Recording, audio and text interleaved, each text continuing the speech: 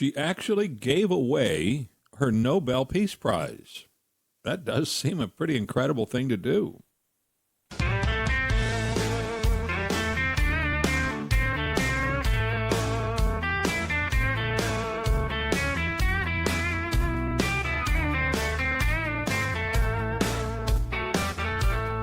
Hello, everybody. Welcome to the Harley Carnes podcast. I want to thank you for joining in. This is Harley on the headlines, and man, this is quite a headline. Maria Corina Machado, who was given the Nobel Peace Prize for her stand at great personal risk for freedom for the people of Venezuela.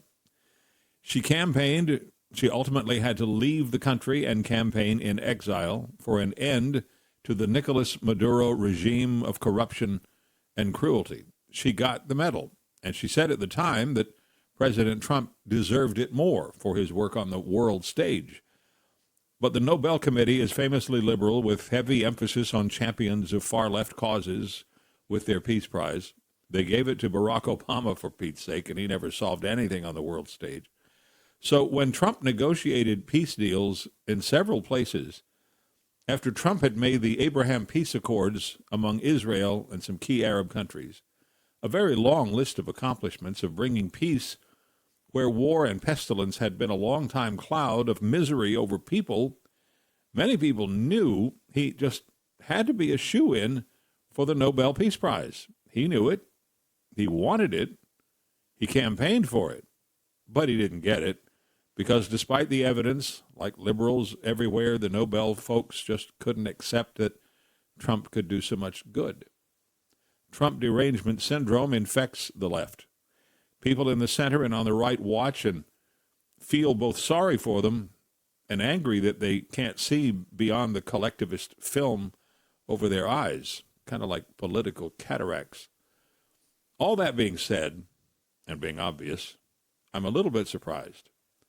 Not that Marina Corina Machado gave Trump her medal. After all, she knows it's a highly politicized thing, and it's just a medal. What surprises me is that he kept it. He accepted her gesture with all of the gratitude and praise for her work and her good heart that you might expect, but he then kept the medal. I'd have expected that he would have given it back because the point had been made.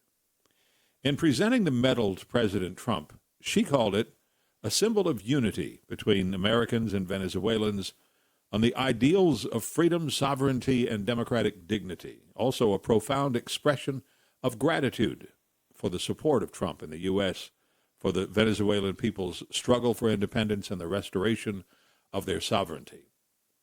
Now, the Nobel Committee has its nose in the air. They said, "Our prize cannot be revoked, shared, or transferred to others.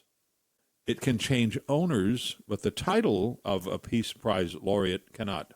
Well, of course not. If you win the Super Bowl and you give your Super Bowl ring to someone, they don't get to be a Super Bowl champion.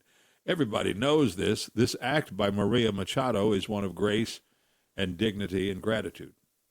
Trump should, at some point, give it back to her in a simple ceremony that makes plain their ability to rise above the hateful politics of the left and stand together for peace, no matter who holds her medal. In the meantime, back in Venezuela, the people who are still in charge there are doing their best to make nice with President Trump.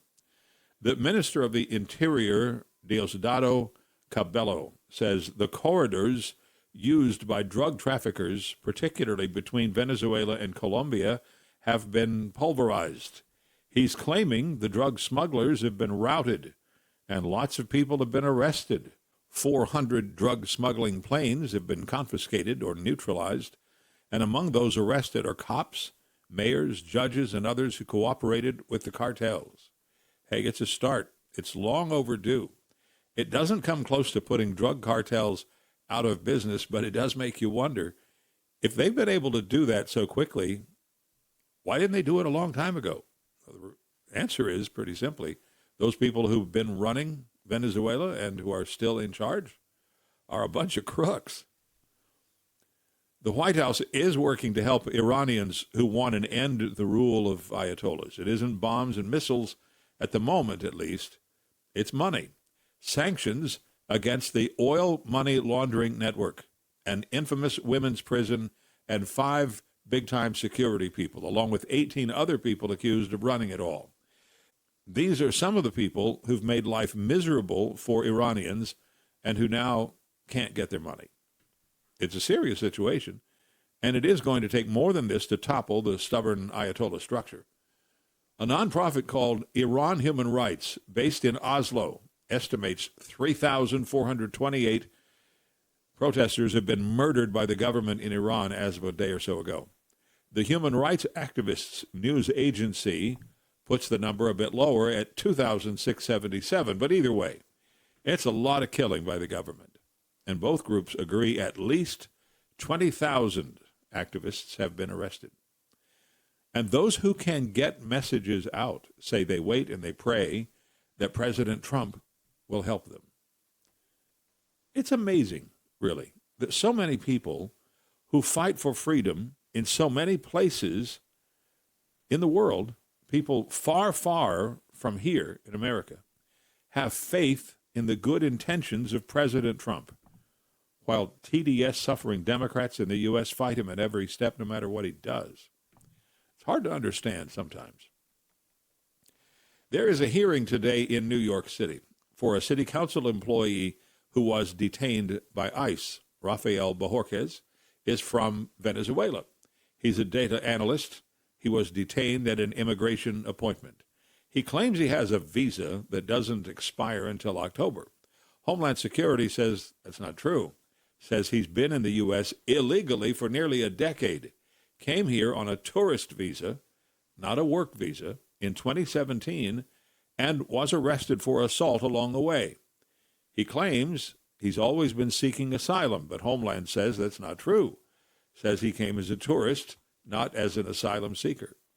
They will try to get it all sorted out in court starting today. Mayor Mamdani says he's outraged. Of course he does. He lives on Outrage Avenue. It has always been an interesting conundrum, loneliness. In China, it's said to be a crisis. Millions of young people move to the big cities in search of fame, fortune, money, whatever. And China has a lot of really, really big cities. And then surrounded by millions, people feel isolated and alone and lonely as hell. I mean, suffering levels of loneliness, which is interesting. It happens here, too. Being in a crowd doesn't necessarily make you feel surrounded by friends and supporters, right? What's lacking is relationship, of course. Good ones, supportive ones, fulfilling ones. So is it any surprise, perhaps, that one of the biggest new cell phone apps in China is one called Are You Dead? I mean, that's the name of the app. Are You Dead? It's a big green button on your phone. Someone lights it up to ask if you're okay. You push the button and let them know you're still making it through the day. And it costs you $1.10 every time you push the button.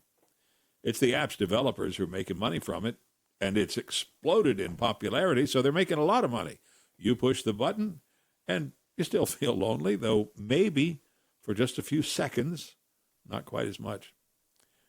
I don't know. Lastly, for you global warming fans, here's a puzzle.